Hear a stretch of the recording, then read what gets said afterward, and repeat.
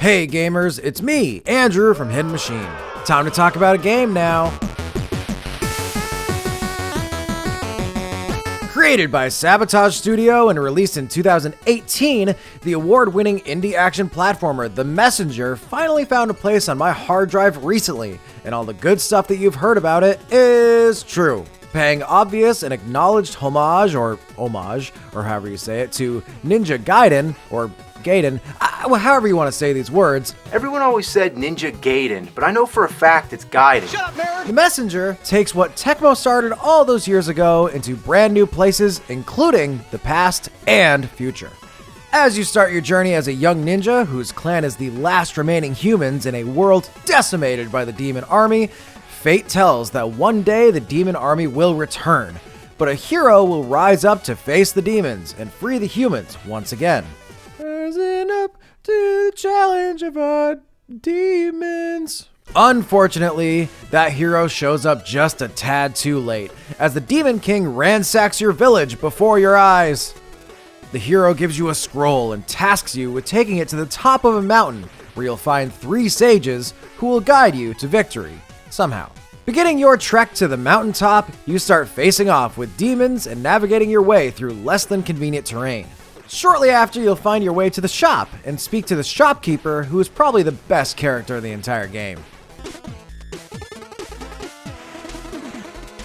Do I look like... In addition to being a very tight mechanical and technical game, the dialogue and story writing in The Messenger are also very well done. There is a heavy emphasis on comedy, with characters often breaking the fourth wall in observational quips about the world they find themselves in.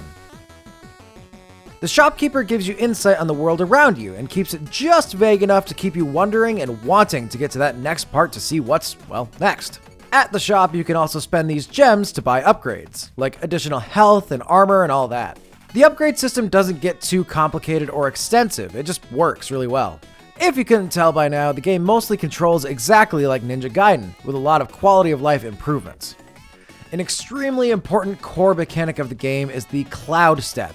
No, not Cloud Strife. I said Cloud Step, you big silly goose. Haha, you gamers. Striking an enemy, projectile, or object like a lantern mid-air will let you jump one more time.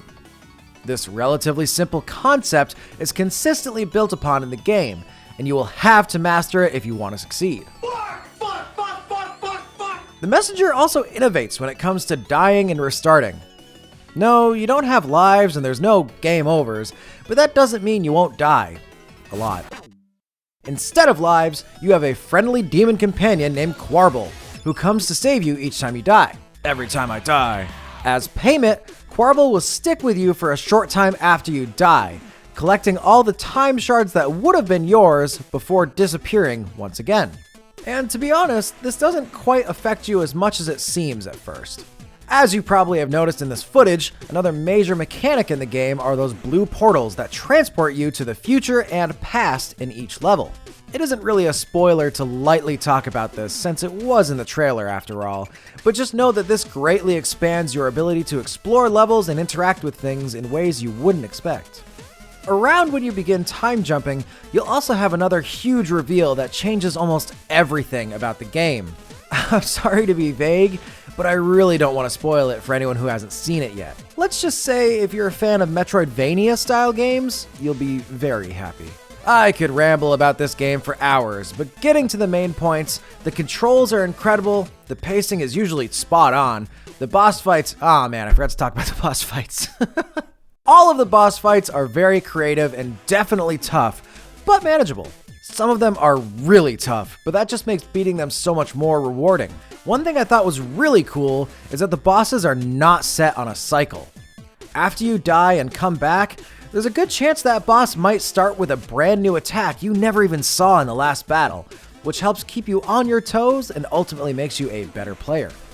Anyway, this is getting a little long, but the characters are great, the graphics are a pleasure to look at, the music is super good, and when you're underwater, the music sounds like it's also underwater. I don't know, man, that's just like really cool. After completing the main quest, you have access to the Picnic Panic DLC, a shorter adventure taking place in a parallel universe that is just as fun and in-depth as the main game.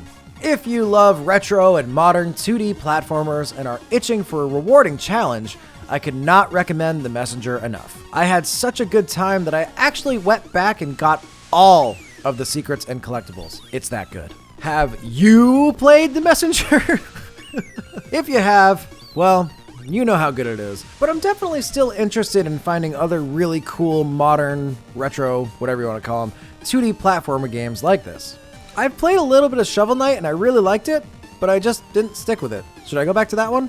I also tried Cuphead and it seems really awesome, but it's another game that I'm afraid to play because it seems like it's going to be really just hard. What other games can I give a shot? Let me know down in the comments, and please hit that subscribe and like button if you want to see more videos like this all week long from us at Hidden Machine.